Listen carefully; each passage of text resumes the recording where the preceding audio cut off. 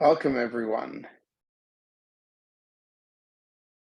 All right. So tomorrow night is Lag BaOmer. Literally means day 33. That's right. We didn't have any more inventive names for this holiday. So we just 33rd day of the Omer. That's going to be its name. It's actually a very holy day, and it's connected with two really important holy Jewish leaders. One is Rabbi Shimon Bar Yochai, and the other one is Rabbi Akiva. So I want to tell you a little bit about these two guys, and then we're going to learn a little Chassidus. So Rabbi Shimon Bar Yochai lived in the 2nd century, and he was actually the first person to publicly teach the mystical dimension of the Torah, Kabbalah. And he's the author of the famous Kabbalah book called the Zohar. And this, the 33rd day of the Omer, is the day that Rabbi Shimon passed away. It says that on the day of his passing, he instructed his students to celebrate that day as, quote, the day of my joy. And so Chassidus explains that the day of a righteous person passing is actually the day where all of their earthly work culminates to the point where everything now becomes internalized in the world. So that's when it can really have a deep impact on all of us. So this concept of Kabbalah and Chassidus and the deep esoteric mystical dimensions of the Torah, this is highly connected with the idea of Lag BaOmer. And that brings us to our second stage connected with Lag BaOmer, Rabbi Akiva. So the Talmud says that during this, there was just this time between Passover and Shavuot, and a terrible plague had been spreading among the students of Rabbi Akiva, who also, by the way, was the teacher of Rabbi Shimon Bar Yochai. And this terrible plague was spreading between Passover and Shavuos, and they were dropping like flies. Unfortunately, all of these very holy rabbis were dying left and right. And you ask why? Well, they explained that the reason for this plague was that the students of Rabbi Akiva did not act with love towards each other. And because of this terrible tragedy, every year now, in the weeks between Pesach and Shavuos, we traditionally observe a period of mourning. And so certain joyous activities, like getting haircuts, we don't do that during these weeks. But on Lag BaOmer, those deaths stop. They stop dying. And so we celebrate Lag BaOmer again for this other reason of the students of Rabbi Akiva stopped dying. But the thing is, this Rabbi Akiva dude, he was famous for his teachings on the importance of Avos Yisrael, of loving each and every Jew, like yourself. It says, Amar Rabbi Akiva, Ve'ahavta l'recha kamecha. And Rabbi Akiva says, love your neighbor as yourself. Zeklal Gadol b'Torah. This is the fundamental principle of the Torah. So the question is, how could we not learn about this incredible idea of Avos Yisrael, which is the secret to life, the secret to the Torah, and how could we not look at it from a mystical dimension today to celebrate also the student of Rabbi Akiva, Rabbi Shimon Bar Yochai? So what I think we should do for today is we're going to look into the Tanya. Tanya was the book, the classic Hasidic thought book written by the Alter Rebbe, the first Rebbe of Chabad. And in chapter 32, he explains an incredible idea about this idea of Avos Yisrael, about loving your fellows yourself. So I'm just going to go to Sefaria. If you haven't used Sefaria, it's really cool. You can see all these really great Torah sources here. And I'm just going to do a little reading and translating. So it says, V'hinei, ha'elikiyum ha'dvarim ha'niskarim la'el. So in the previous chapter, the Alter Rebbe had explained that, listen, there's bodies and there's souls. And the reality is, the body's entire job is to distract you, to distract the soul. The soul wants to pray and learn and do mitzvahs. The body's like, ooh, fast cars. Ooh, nice food. The body is all about distracting it. So we have to look at those urges of the body, the physical urges, and be like, that's not good. So it says, he is good when the person should really find these bodily urges detestable. Where should you find your true joy? It's the soul. The soul is where we get joy. Harei derech yeshar v'kal lava l'dei kiyum mitzvos v'havtarecha kamecha. The Alter Rebbe says this is the surefire, closest, easiest way to fulfill this mitzvah of loving your fellows yourself. For every single Jew, from the biggest to the smallest. Why? Why is this idea that every Jew is this struggle between body and soul? There's the body that is physical and worldly and wanting worldly things, which, by the way, Chassidus also says is not a terrible thing, right? We're supposed to be in bodies. We're supposed to be here, living our best lives, doing good things. But really, it's the soul where all the joy is. How is this going to bring us to Ahavas Yisrael, to loving our neighbor as ourselves? So the Alter Rebbe continues, because when a person realizes that these bodily desires are really terrible, like it's selfish, right? It's all about selfishness and all about our own, urges. But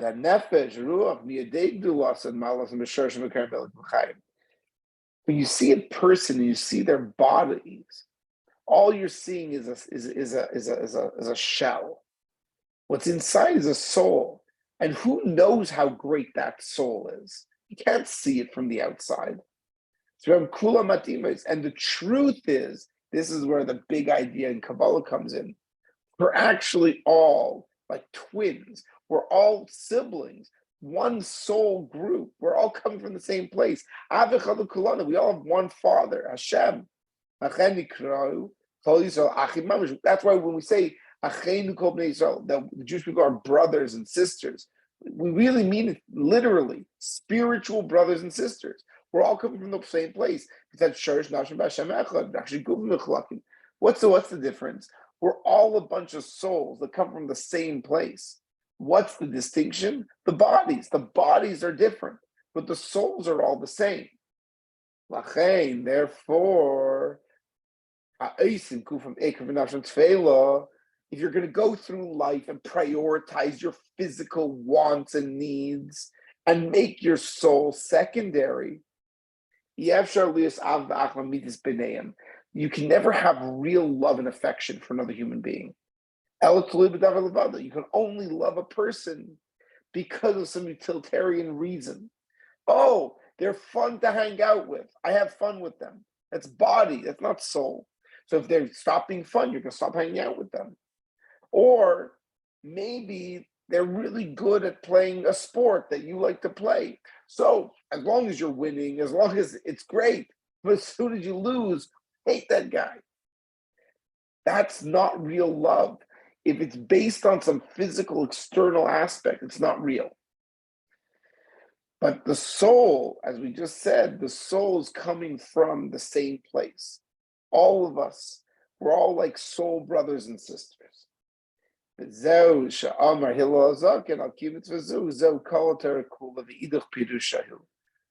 why Hillel the sage says that loving your fellows yourself is the whole Torah and everything else is commentary. What's the whole point of Torah? The whole point of the Torah is to help us prioritize and recognize the importance of soul over body. Because natural human nature, physical human nature, is physical wants and needs. So we need the Torah to come and help us to prioritize what's really important, which is the soul. The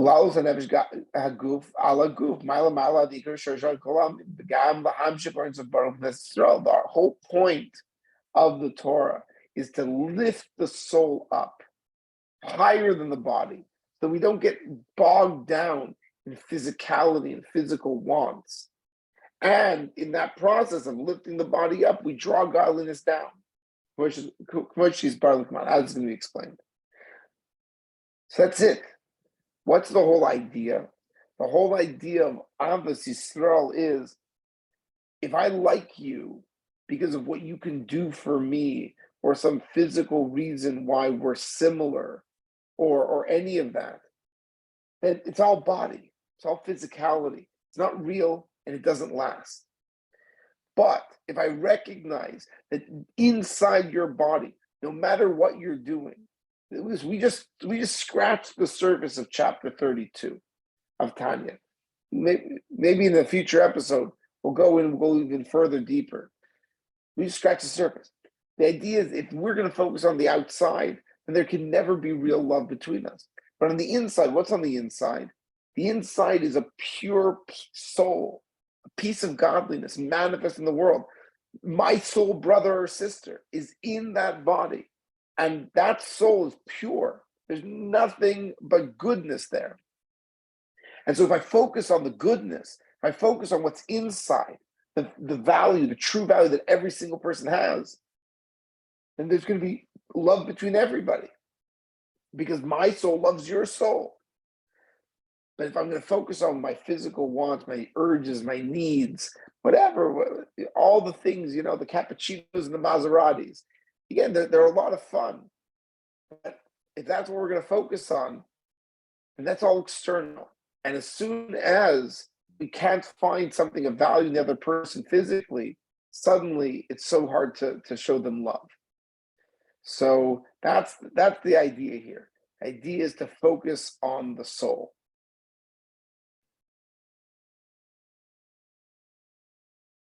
So how do you establish that intrinsic internal soul bond?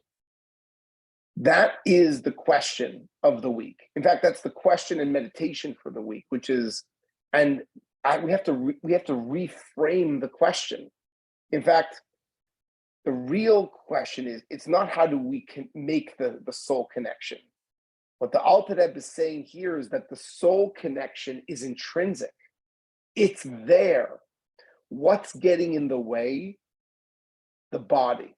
Again, it's not not the body as much as the overindulgence on the personal wants.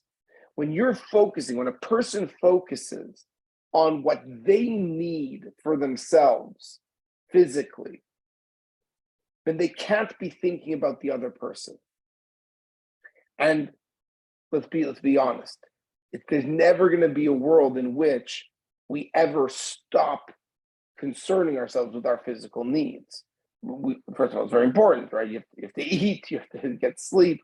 You do have to take care of yourself physically. That's not what the Alter Rebbe is advocating for. The question is, where's the balance? Right? And this is the same thing we were talking about the other week, and it's the same recurring theme, which is how do you create the correct balance so that you're not overindulging in the sense of self, and that leads you to just putting up walls.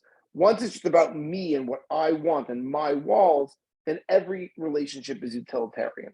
What can you do for me? And if you can't do it anymore, we're not close anymore. We don't love each other anymore. It's an extreme outcome, but that's where that pathway goes.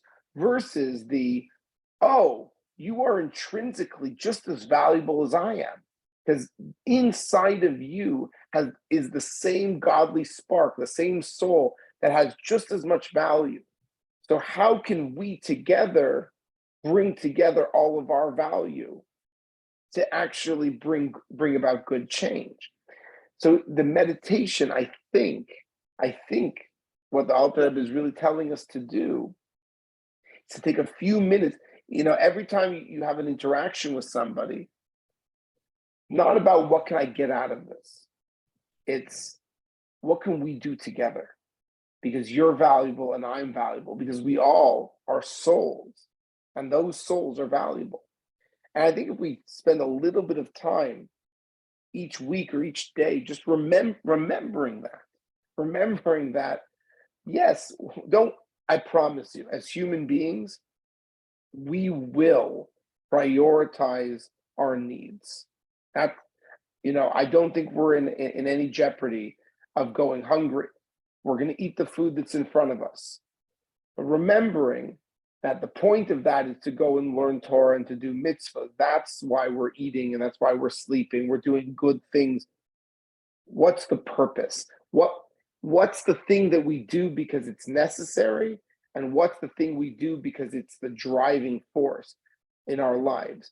So if you're telling me, I have a friend I'm not going to say his name, but I think that he drives a beautiful Audi. Beautiful Audi. Like what is it? I do not. R7, A7? It doesn't matter. Yeah, exactly.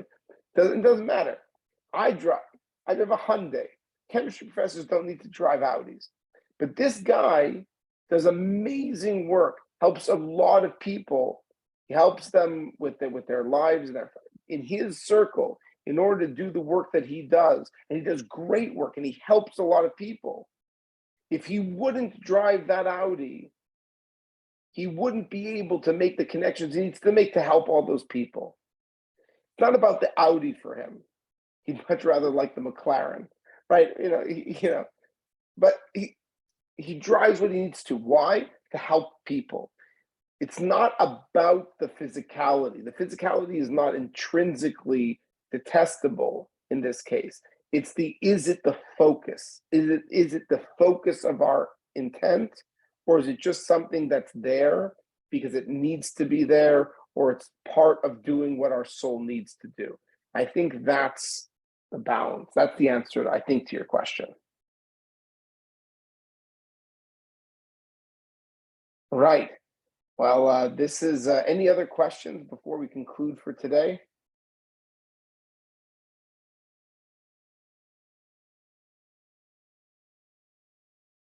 So here we go.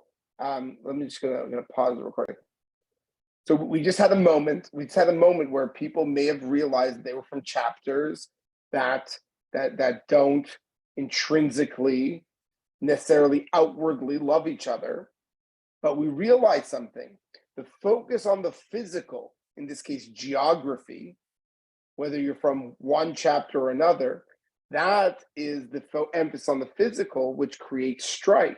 But when we realize that deep down inside, everyone's a Jew, everyone's a CTeen, everyone's doing mitzvahs, then all those physical differences, they melt away. See, when we were just sitting here learning Torah, there were no differences. But as soon as somebody mentions Dix Hills, suddenly everyone blows up. It wasn't actually Dix Hills, it was two different chapters. I only mentioned Dix Hills so that we don't embarrass the chapters that were involved. Meditation for the week is we go past the superficial, looking for the soul. What can we do to have more soul connections and push aside all of the fluff, all of the external distractions that stop us from actualizing that deep connection? That's meditation for the week.